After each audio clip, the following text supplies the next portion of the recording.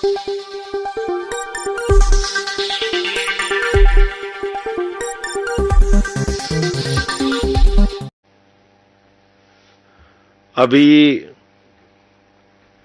माननीय उच्च न्यायालय का फैसला अरविंद केजरीवाल जी के मामले में आया है, लेकिन जैसा पिछले कई दिनों से लगातार मैं कह रहा हूं, मैं फिर उस बात को दोहरा रहा हूं पूरी मजबूती के साथ और जिम्मेदारी के साथ कि ये पूरा का पूरा मामला भारत की राजनीति में आजादी के बाद से लेके सबसे बड़ा राजनीतिक षड्यंत्र है। एक गहरी साजिश के तहत यह मामला बनाया गया है और इस मामले के पीछे किसी घोटाले की जांच का मकसद नहीं है।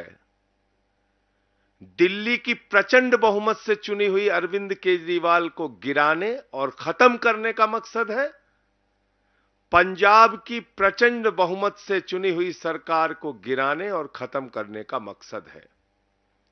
आम आदमी पार्टी की बढ़ती हुई ख्याति को और राष्ट्रीय पार्टी का दर्जा 10 वर्षों में हासिल करने की उपलब्धि को खत्म करने की कोशिश है।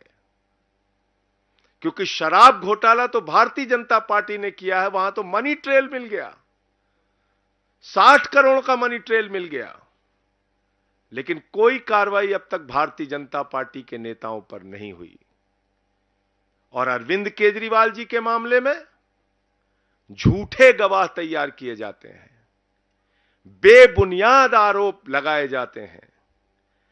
10-10 गवाहों के 10-10 बयानों को छिपाकर षड्यंत्र के तहत 2 ही बयान कोर्ट के सामने लाए जाते हैं।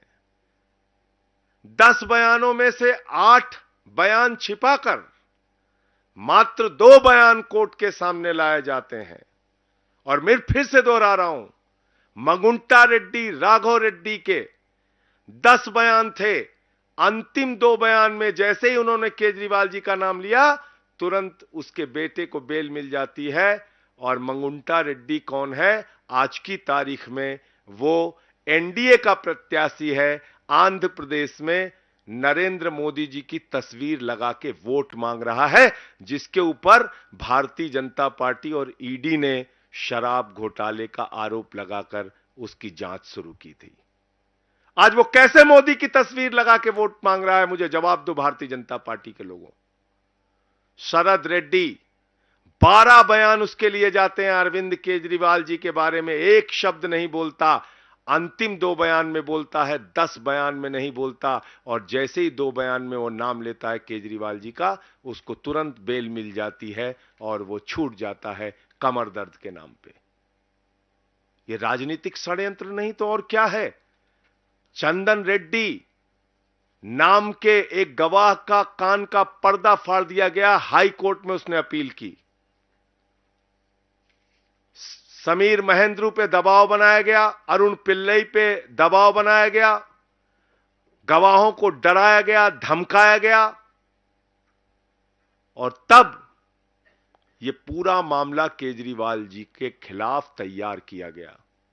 मैं पूछना चाहता हूं भारतीय जनता पार्टी के लोगों से, मैं पूछना चाहता हूं हिंदुस्तान की राजनीति में आजादी के बाद से लेकर अब तक की सबसे भ्रष्ट पार्टी भारतीय जनता पार्टी से और बीजेपी की सरकार से, क्या आप मुझे जरा बताइए कि जब 60 करोड़ का सीधा मनी ट्रेल तुम्हारे खिलाफ मिल गया तो तुम्हारे नेताओं से पूछताछ ईडी और सीबीआई क्यों नहीं कर रही? क्यों नहीं अब तक एलजी ने चिट्ठी लिखी, जांच की? क्या कारण है कि इलेक्टोरल बॉन्ड में इतना हजारों करोड़ का घोटाला सामने आने के बावजूद, जिस कंपनी का मुनाफा 0 है, जिस कंपनी का मुनाफा घाटे में है, मुनाफा तो छोड़िए, जो कंपनी घाटे में चल रही है वो सैकड़ों हजारों करोड़ रुपए आपको चंदा दे रही है। जो फर्जी कंपनियां कागजों में बनी हैं वो सैकड़ों हजारों करोड़ रुपए भारतीय जनता पार्टी को चंदा दे रही हैं। कहां income tax department, CBI, ED क्यों नहीं जांच करती भारतीय जनता पार्टी के नेताओं की? क्यों नहीं पूछताछ होती उनकी? क्यों नहीं गिरफ्तारी होती नहीं उनकी? क्यों नहीं छापे पड़ते उनके यहां? तो इसलिए मैं फिर दोहरा रहा हूं, कि ये पूरा का पूरा मामला एक गहरी राजनीतिक साजिश के तहत अरविंद केजरीवाल जी के खिलाफ बनाया गया है। और जो बयान केजरीवाल जी के पक्ष में थे, वो बयान ईडी ने जानबूझकर भारतीय जनता पार्टी और सरकार के इशारे पर राजनीतिक साजिश के तहत कोर्ट के सामने रखा ही नहीं बयान। तो जब सारे साक्ष्य आप कोर्ट के सामने नहीं रखेंगे तो कैसे न्याय मिलेगा?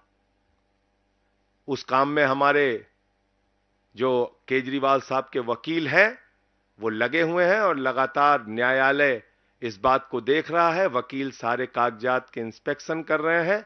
मुझे पूरी उम्मीद है कि माननीय सर्वोच्च न्यायालय से जल्द ही अरविंद केजरीवाल जी को न्याय मिलेगा। क्योंकि देखिए, न्याय की प्रक्रिया है और न्यायिक प्रक्रिया में कई बार विलंब होता है। पीएमएलए एक्ट में बहुत सारी जटिलताएं हैं, जिसमें जमानत मिलने के प्रावधान कठिन है, मुश्किल है। और उसके साथ जब आप साक्ष्य ही पूरे नहीं रखेंगे तो कोर्ट के सामने पूरी बात आ नहीं रही है। 20,000 पन्ने अनरिलाइड डॉक्यूमेंट में रखे गए हैं। मैं सभी पत्रकार मित्रों को बताना चाहता हूं, ईडी ने 20,000 पन्ने अनरिलाइड अपॉन डॉक्यूमेंट में रखे हैं, यानी कि 20,000 कागजात छिपाए गए हैं, यानी कि 20,000 कागजात ईडी कह रही है इस पे हमें भरोसा नहीं है। जबकि सेक्शन 50 पीएमएलए में तो आप झूठा बयान ले ही नहीं सकते। सबसे पहले बताया जाता है सेक्शन 50 पीएमएलए में कि देखो भाई, झूठी गवाही दोगे तो तुम्हारे खिलाफ कार्रवाई होगी। तो किसके खिलाफ कार्रवाई की? अगर 8 बयान किसी आदमी ने दिए और केजरीवाल जी का नाम नहीं लिया, और अचानक जैसे उसने केजरीवाल जी का नाम लिया उसको बेल मिल जा रही है, तो वो 8 बयान झूठे तो है नहीं, क्योंकि वो सेक्शन 50 में दर्ज है। उसको आपने क्यों छिपा लिया? 12 बयान शरद रेड्डी के होते हैं, और आप बताइए, शरद रेड्डी 10 नवंबर को अरेस्ट हो रहा है और 15 नवंबर को बीजेपी को 5 करोड़ की रिश्वत दे रहा है, और अपनी गिरफ्तारी से लेकर रिहाई तक 55 करोड़ रुपए की रिश्वत बीजेपी को दे रहा है। उसकी जांच नहीं होगी। तो इसलिए हमें पूरी उम्मीद है कि माननीय सर्वोच्च न्यायालय के समक्ष जब सारे तथ्य, सारे सबूत, गवाहों के सारे बयान जो छिपाए गए हैं वो बयान भी, और उसकी सच्चाई जब माननीय सर्वोच्च न्यायालय के सामने आएगी तो अरविंद केजरीवाल जी को राहत मिलेगी। वो पूरी तरह से निर्दोष साबित होंगे और वो जल्द ही बाहर आएंगे। ये हमारा भरोसा है, यकीन है। गवाहों को मार पीट के बयान लिए गए हैं, ये ऑन रिकॉर्ड चीजें हैं। हाई कोर्ट तक में उन लोगों ने अपील की है, ये ऑन रिकॉर्ड चीजें हैं, ये कुछ छिपी नहीं है। और कोर्ट के फैसलों में कई बार ऐसा होता है, लोअर कोर्ट का फैसला हाई कोर्ट बदल देता है, हाई कोर्ट का फैसला सुप्रीम कोर्ट बदल देता है, सुप्रीम कोर्ट के 2 जजों का फैसला 3 जजों की बेंच बदल देती है, 3 जजों का फैसला 5 जजों की बेंच बदल देती है, 5 जजों का फैसला 7 जजों की बेंच बदल देती है। और हमारे देश में तो ऐसी सरकार है प्रधानमंत्री नरेंद्र मोदी जी की, जो 5 जजों की संवैधानिक खंडपीठ, संविधान पीठ के फैसले को संसद के अंदर बदल देती है।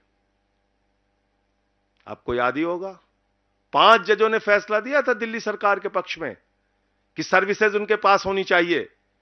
बावजूद इसके देश के तानाशाह प्रधानमंत्री ने, देश की तानाशाह सरकार ने दिल्ली के पक्ष में दिए गए, अरविंद केजरीवाल जी के पक्ष में दिए गए, लोकतंत्र और संविधान के पक्ष में दिए गए, प्रचंड बहुमत से चुनी हुई सरकार के पक्ष में दिए गए फैसले को, 5 जजों के सुप्रीम कोर्ट के फैसले को संसद में बदल दिया। जब चुनाव आयुक्तों के नियुक्ति की प्रक्रिया में मुख्य न्यायाधीश को रखा गया तो प्रधानमंत्री जी ने कहा और भाजपा की सरकार ने कहा कि नहीं, चुनाव आयुक्तों की नियुक्ति तो हम करेंगे, और सुप्रीम कोर्ट के फैसले को संसद के अंदर बदल दिया गया। तो है कई बार कानूनी प्रक्रियाओं में। और इस देश के अंदर आपको जानकारी के लिए बता दूं, 80% अंडर ट्रायल है। कोई 10 साल से अंडर ट्रायल है, कोई 5 साल से अंडर ट्रायल है, कोई 3 साल से अंडर ट्रायल है।